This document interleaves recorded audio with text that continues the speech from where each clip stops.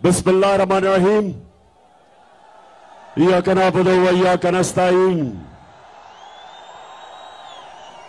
अच्छा स्वामी, पहले मुझे हाथ खड़ा करके आपने बताना है किधर तक मेरी आवाज जा रही है, किधर तक आवाज जा रही है। पीछे आवाज जा रही है, पीछे। स्वामी, इस्लामाबाद के आप करीब हो और मैंने जब आपको कॉल देनी है,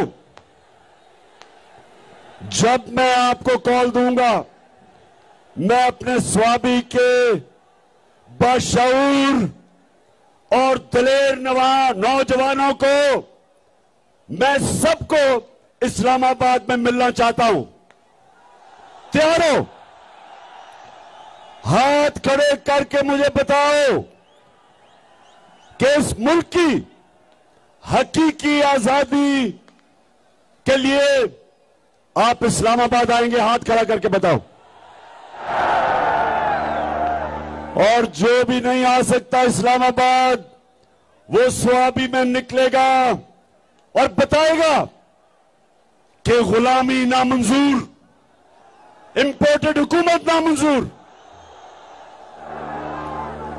स्वाबी के नौजवानों, मैं सिर्फ आपको अपने मां बाप के दौर का बताना चाहता हूं। मैं आजाद पाकिस्तान में पैदा हुआ था। मेरे मां बाप गुलाम हिंदुस्तान में पैदा हुए थे। और जब हिंदुस्तान की हम गुलामी कर रहे थे, तो 2 दफा जब बरतानिया ने 2 जंगों के अंदर शिरकत की, पहली जंग अजीम और दूसरी जंग अजीम, तो स्वाबी के नौजवानों ये याद रखो, लाखों लोगों ने यहां से लड़े और अंग्रेज के लिए कुर्बानियां दी। लाखों लोग हिंदुस्तान से जाके अंग्रेज की जंगों में लड़े, लेकिन कभी उनको किसी ने नहीं पूछा, ना कभी इनका शुक्रिया अदा किया गया। अरबों रुपया जो यहां से इकट्ठा करके अंग्रेजों की जंग में लगा, किसी ने नहीं परवाह की, किसी ने शुक्रिया अदा नहीं किया, क्योंकि हिंदुस्तान गुलाम था। गुलामों की कोई इज्जत नहीं होती। और मुझे अफसोस से कहना पड़ता है कि जब अमेरिका की जंग हुई 9/11 के बाद और पाकिस्तान ने अमेरिका की जंग में शिरकत की, तो सबको आपको पता है कितने पख्तूनख्वा से लोगों ने कुर्बानियां दी अंग्रेज की जंग में, अमेरिकनों की जंग में। 80,000 पाकिस्तानियों ने कुर्बानियां दी। और यहां कबायली इलाके के लोग जो सारे पख्तूनख्वा के साथ अब पख्तूनख्वा का हिस्सा बन चुके हैं, कबायली इलाके के लोगों ने सबसे ज्यादा कुर्बानी दी। 35 लाख लोगों ने नकल मुकानी की। लेकिन क्या किसी ने पाकिस्तान का शुक्रिया अदा किया? क्या अमेरिका ने कहा कि शुक्रिया पाकिस्तान, आपने 80,000 अपने लोग कुर्बान कर दिए, हमारी फौज 3 गुना ज्यादा हमारी फौजियों ने कुर्बानी दी बनिस्बत जो अमेरिकन अफगानिस्तान में जिनकी जानें गई? किसी ने शुक्रिया अदा नहीं किया, बल्कि कई वहां से आवाजें उठी अमेरिका से कि पाकिस्तान की वजह से वो जंग नहीं जीत सके अफगानिस्तान में।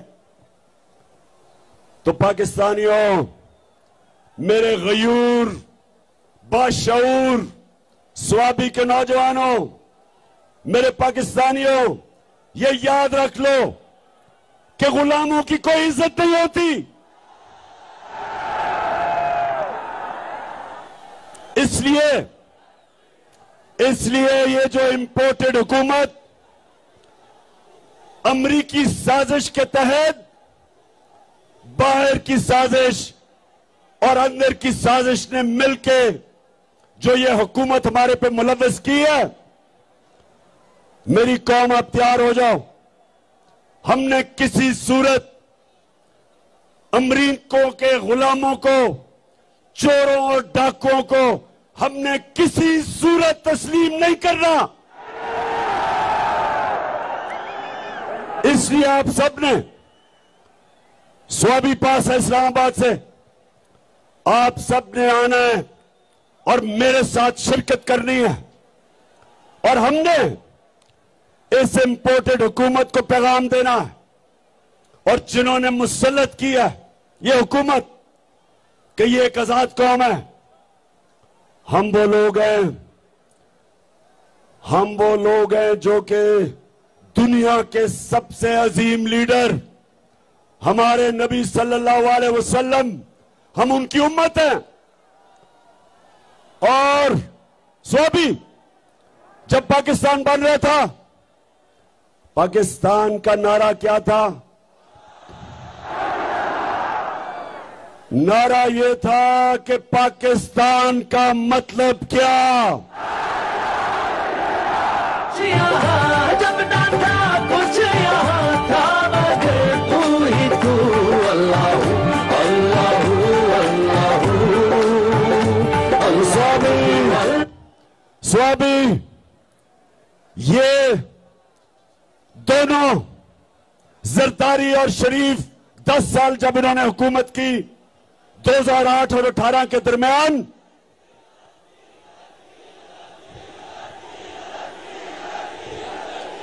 और ठीक कह रहे हो, शुक्रिया याद कराने का, डीजल इनके साथ फिट हुआ था। इन थ्री स्टूजेस ने 10 साल जब हुकूमत की मिलके, तो नौजवानों 400 ड्रोन अटैक हुए पाकिस्तान के ऊपर, 400। और कबायली इलाके में आप जानते हैं कि ड्रोन अटैक क्या होता है? आपको पता है क्या होता है? 4000 मील दूर बैठ के एक कमरे के अंदर कंप्यूटर गेम खेली जाती है, बटन दबा के। 4000 मील दूर अमेरिका में एक आदमी बैठा होता है, सामने कंप्यूटर स्क्रीन होती है उसके, यहां से उसको पैगाम जाता है कि जी इस एरिया में दहशतगर्द है। 4000 मील दूर बैठ के वो बटन दबाता है, बम गिरता है, नीचे कौन मरता है कभी किसी को पता नहीं चला। लेकिन सुने जरा मेरी बात, वहां औरतें बच्चे मरे, बुजुर्ग मरे। एक जगह इन्होंने ड्रोन अटैक किया बजौर में, 64 बच्चे मदरसे में मर गए, 64 बच्चे। एक जगह वजीरिस्तान में ड्रोन अटैक होता है, 7 लोग मर जाते हैं। जो जख्मी होते हैं उनकी चीखों की आवाजें, लोग आते हैं उनको बचाने के लिए। दूसरा ड्रोन अटैक होता है, 7 और लोग मर जाते हैं। सुबह तक लोग डरते हैं जाते हुए करीब, जो जख्मी हैं उनकी आवाजें आ रही होती हैं। सुबह को लोग बचाने जाते हैं, फिर ड्रोन अटैक होता है, 7 और मर जाते हैं, 21 लोग मरते हैं। शादियों पे ड्रोन अटैक, जनाजों पे ड्रोन अटैक। और आप जानते हैं कि एक दफा ना जरदारी के मुंह से एक आवाज निकली, और ये गीदड़ नवाज शरीफ के मुंह से एक दफा अमरीकनों को उसने कहा, इनमें इतनी जरूरत नहीं थी कि अमरीकनों को कहते कि ये सारे इंसानी हुकूक के खिलाफ है। दुनिया का कोई कानून इजाजत नहीं देता कि आप फैसला करें मुजरिम कौन है और आप ही उसको कत्ल कर दें।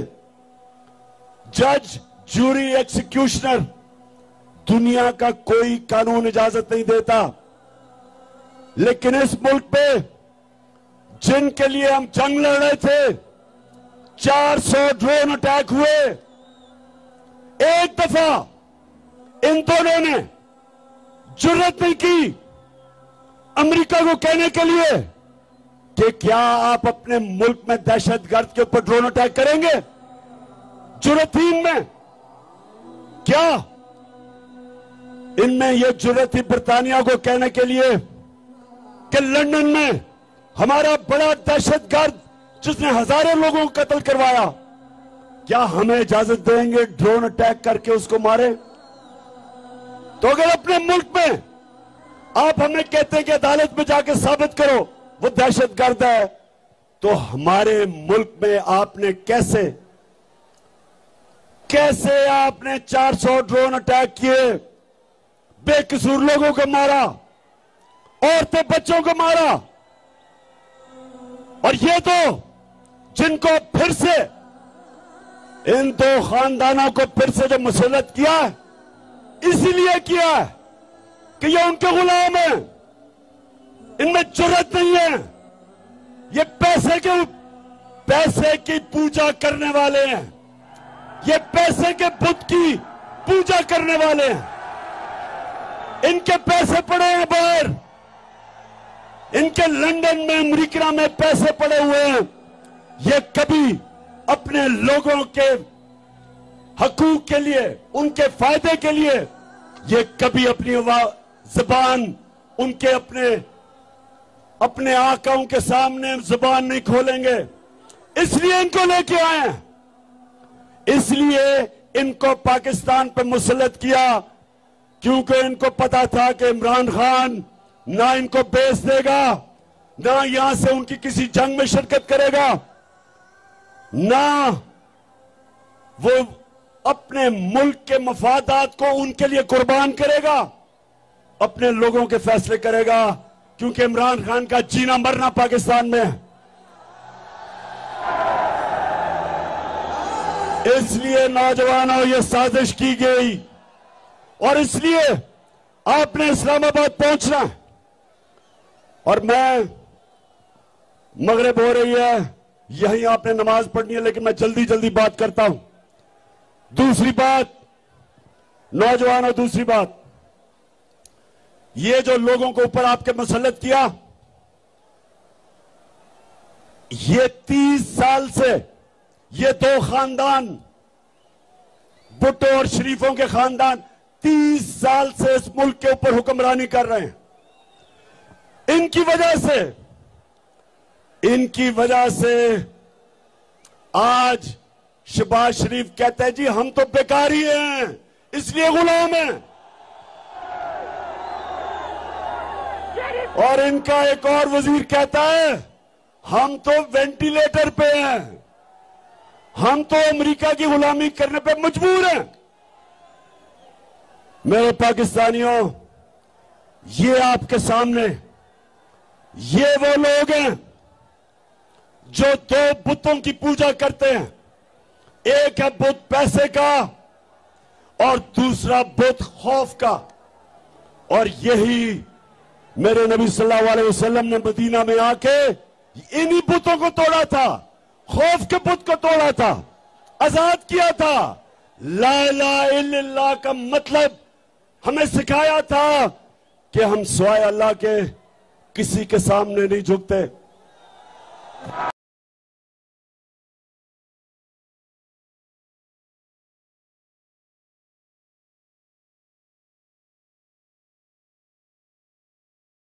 तो मेरे पाकिस्तानियों, हमारा जो नजरियाती लीडर इल्लामा इकबाल थे, उन्होंने तब ही कह दिया था कि हमने इकबाल का शाहीन बनना है, हमने वो लोग बनने हैं जिन्होंने दुनिया की इमामत करनी है। अल्लाह ने इंसान के हाथ में यह चीज छोड़ दी है कि वो या परवाज कर सकता है और वो या जमीन के ऊपर रेंग सकता है। अल्लाह ने कुरान में कहा है कि इंसान जब ऊपर जाता है तो फरिश्तों से ऊपर चला जाता है, और जब वो नीचे गिरता है तो जानवरों से नीचे चला जाता है। ये जो ऊपर बैठे हुए हैं ये जानवरों से नीचे चले गए हैं। एक जानवर भी उतना खाता है जितना उसकी भूख होती है, इनका तो पेट ही नहीं भरता। इसलिए मेरे नौजवानों, हमने अपने मुल्क को बचाने के लिए और आजाद रखने के लिए निकलना है। एक दफा मुल्क के इदारे तबाह हो जाए, मुल्क तबाह हो जाता है। जब चोर ऊपर बैठ जाएं, वो सबसे पहले मुल्क के इदारे तबाह करते हैं। FIA आज हमारी आंखों के सामने तबाह हो रहा है। 2 उनके ऑफिसर जिन्होंने बड़ी मेहनत से शहबाज शरीफ और इसके बेटों के ऊपर 24 अरब रुपए के करप्शन के केस, मनी लॉन्ड्रिंग, नौकरों के नाम पे, चपरासियों के नाम पे अरबों रुपया जो उन्होंने पकड़ा, एक हार्ट अटैक से मर चुका है, डॉक्टर रिजवान मर चुका है, और दूसरा उसको भी हार्ट अटैक हुआ जो दूसरा ऑफिसर था। आज वो अपनी जिंदगी की जंग लड़ रहा है, और मैं इंशाल्लाह इस पे बताऊंगा कि वो कौन सी जहर इस्तेमाल की जाती है जो खाने में डालते हैं जिसकी वजह से हार्ट अटैक होता है। तो FIA तो तबाह हो गई, उसके ऊपर एक कातिल बैठा दिया। फैसलाबाद का कातिल जिसने 18 लोगों को कत्ल किया, राना सनाउल्लाह, वो बैठ गया ऊपर। अब यही FIA से वो होगा जो MQM ने कराची की पुलिस से किया था। 1996 में नसीरुल्लाह बाबर ने MQM के खिलाफ ऑपरेशन किया।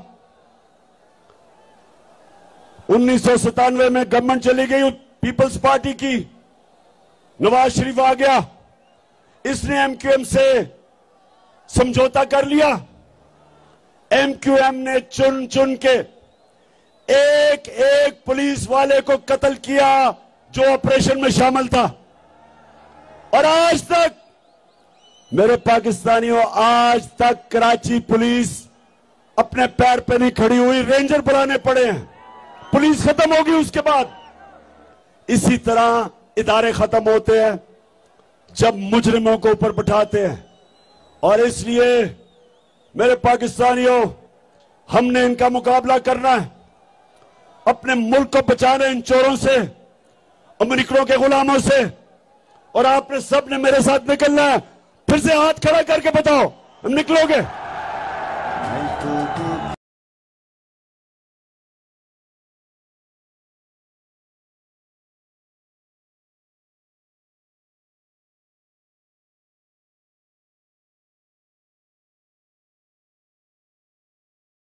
मेरे पाकिस्तानियों, एक चीज याद रख लेना, कौम के ऊपर अटैक हो जाए, बमबारी हो जाए, जापान के ऊपर एटम बम गिर गया, कौम फिर भी खड़ी हो जाती है, अपने पैर पर फिर भी खड़ी हो जाती है।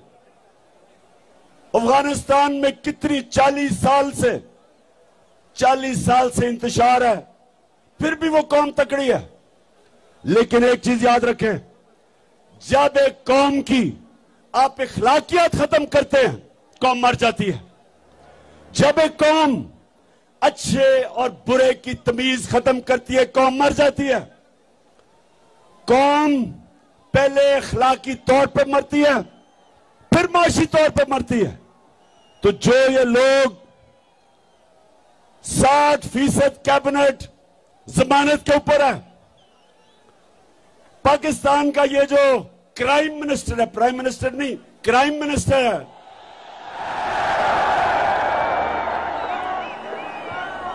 इसके ऊपर ये जमानत पे भी है, और इसके ऊपर और बेटे जो चीफ मिनिस्टर है, इनके ऊपर सिर्फ FIA में 24 अरब के केसेस हैं, नैब में अलग केसेस हैं। जो इसका भाई लंदन में बैठ के पाकिस्तान के फैसले कर रहा है, वो सजा याफ्ता है, मफरूर है, डाकू है, चोर है, झूठा है। उसकी बेटी जो तकरीरें करती फिर रही है और इसके पीछे रेंजर और इतना प्रोटोकॉल मिल रहा है, वो सजा याफ्ता है, जमानत पे है। तो जिस मुल्क में इस तरह के लोगों को बड़े बड़े ओहदों पे बिठा दिया जाए, उस मुल्क की अखलाकियात तबाह हो जाती है। कौन मेहनत करेगा? क्यों नौजवान 14 साल पढ़ाई करे, मेहनत सुबह से लेकर शाम तक मेहनत करे, जब चोरी में और करप्शन में पैसा बन जाता है, इससे कौमें तबाह होती हैं। चाइना जब उठा और आज दुनिया में सबसे तेजी से तरक्की कर रहा है, 450 वजीरों को उसने करप्शन में पकड़ा। पिछले 7 सालों में 450 वजीरों को करप्शन में पकड़ा। कोई कौम तरक्की नहीं कर सकती जब तक उसकी अखलाकियात ऊपर ना हो। इसलिए हमारे नबी सल्लल्लाहु अलैहि वसल्लम ने मदीना में अमर बिल मारूफ, उन्होंने अपनी कौम को कहा कि तुम हक और सच के साथ खड़े हो, तुम अच्छाई के साथ खड़े हो और बुराई और बातिल के खिलाफ जंग लड़ो। ये हुक्म है अल्लाह का, ये कुरान में है, अमर बिल मारूफ। इसके ऊपर एक माशरा खड़ा होता है। तो जब माशरे के बड़े बड़े ओहदे उसके बड़े बड़े मुल्क के मुजरिम ले ले, वो माशरे का कोई मुस्तकबिल नहीं है। इसलिए स्वाबी, आपने इस्लामाबाद पहुंचना है, आपने इस्लामाबाद पहुंचना है। ना आपने गर्मी देखनी है, ना आपने देखना है कि जनाब बारिश नहीं हुई, कोई फिक्र ना करें। हम दुनिया के सबसे अजीम लीडर मोहम्मद सल्लल्लाहु अलैहि वसल्लम के उम्मती हैं। हमें कोई खौफ नहीं है। अल्लाह कुरान में कहता है, जो लोग मान रहे हैं अल्लाह उनके खौफ दूर कर देता है। हमारे में कोई खौफ नहीं है। और हम इंशाअल्लाह इन चोरों को, इन गुलामों को, इनको इंशाअल्लाह कभी तस्लीम भी नहीं करेंगे। हम सिर्फ एक चीज चाहते हैं, इलेक्शन की डेट दो, इलेक्शन करवाओ, इलेक्शन करवाओ। हम चाहते हैं कि पाकिस्तान के लोग फैसला करें कि इस मुल्क की क़यादत कौन करेगा। हम कोई इंपोर्टेड हुकूमत को नहीं मानते। तो आखिर में मेरे स्वाबी के बाशऊर और दलेर नौजवानों,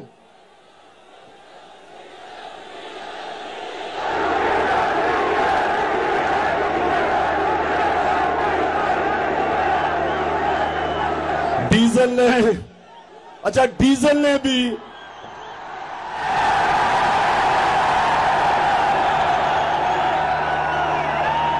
ने वो मिनिस्ट्री नहीं ली। हमने समझा जी बड़ा इस्लाम का ठेकेदार है, ये बड़ी अच्छी कोई वज़ीरत लेगा, कुछ लोगों को बताएगा इस्लाम के मुतालिक, कोई तालीम की वजारत लेगा। लेकिन उसने वजारत लिया सड़कों की, जिसमें पैसा बनता है, कमीशन बनती है। डीजल का भी, वैसे मैं डीजल का भी देख रहा हूं कि ये जो सारे इकट्ठे हो गए, इमरान खान को हराने के लिए, इंशाअल्लाह इन सारों का इकट्ठा जनाजा निकलेगा। स्वामी, मैं फिर से आपके जुनून और आपके शऊर का आपका शुक्रिया भी अदा करता हूं, आपको खराज तहसीन पेश करता हूं। मैं यहां अपनी टीम असद कैसर आपको और शराम तरक्की और आपकी फैमिली और मेरे बाकी सारे पुराने जब मैं शुरू में स्वाबी आता था तो छोटे छोटे बच्चे थे, आज सफेद बाल हो गए उनके। मैं आप सबको आज खिरादे तहसीन पेश करता हूं कि आपने मेरे साथ इतनी ऊंच नीच में इतना मेरे साथ वक्त गुजारा। आप बुरे वक्त में भी मेरे साथ खड़े हुए।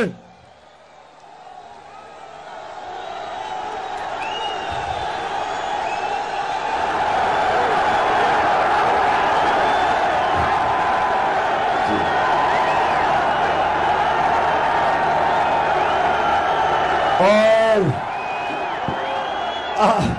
एक और चीज मैं ये जरूर कहूंगा कि मैं आज सारे पाकिस्तान के सामने ये कह रहा हूं कि वैसे पख्तूनख्वा को मैं खास खिरादे तहसीन इसलिए पेश करता हूं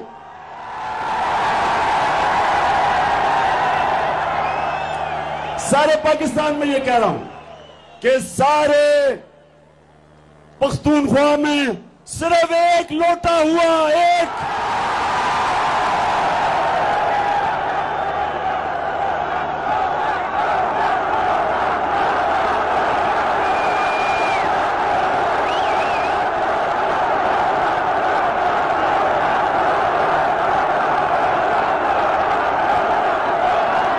बड़ी बात है।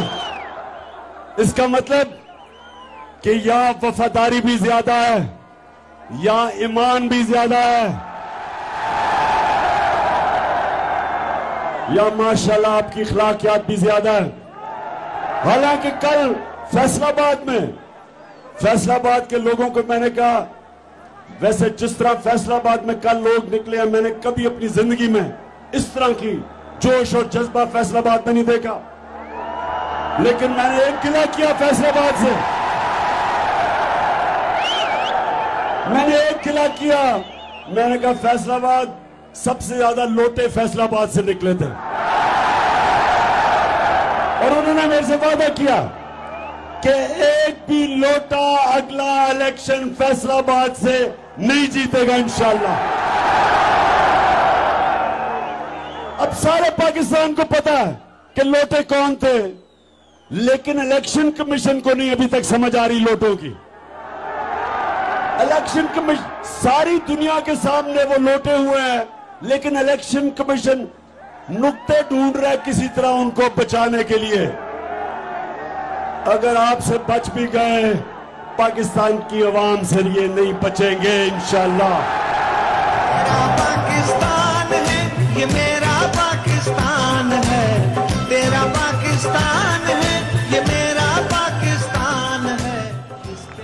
और आपको ये आखिर में महमूद खान, आपने उसने जो आपके लिए आज फैसला किया है कि यहां नाइट क्रिकेट के लिए रोशनी लगेगी स्टेडियम में, उसकी भी मुबारक देता हूं आपको।